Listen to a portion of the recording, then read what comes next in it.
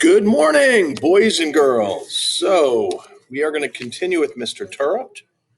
All right. So, we recall, Jessica, Anna, and Danielle, we're going to be going to the hospital. Okay.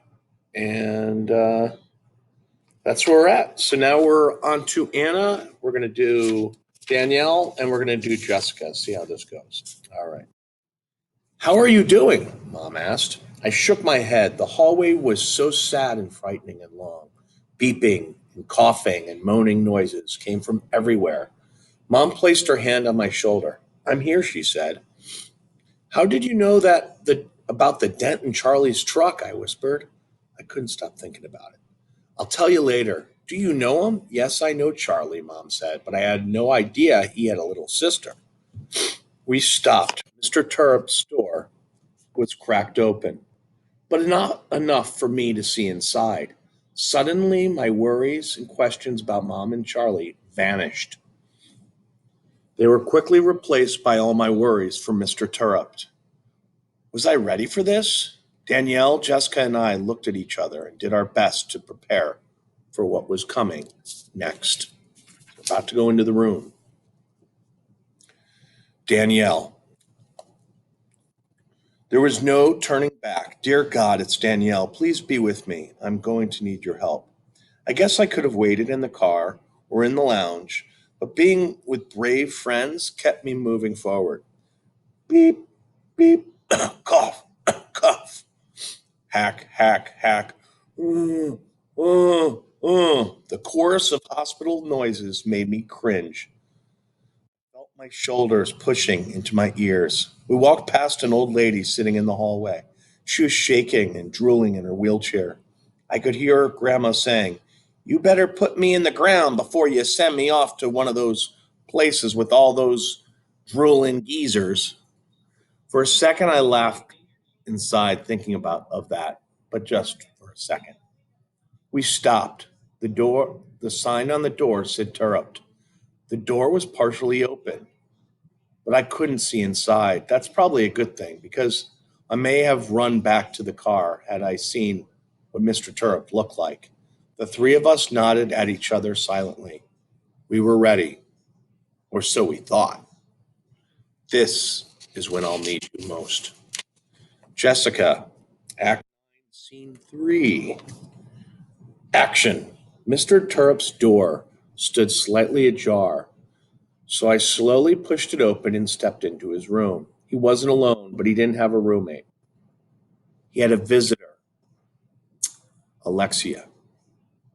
I stopped. Danielle and Anna saw her too. We all stopped. Alexia was by Mr. Turp's bed, her back to us. She didn't know we were even there. I could hear her talking to him. Like, like, I've been trying to be nice, Teach. I've been quiet. I don't know, what else to do. I haven't been mean. You'd be happy about that, Teach. I've been doing it your way, but I still need your help. I need you to come back. Everyone needs you back.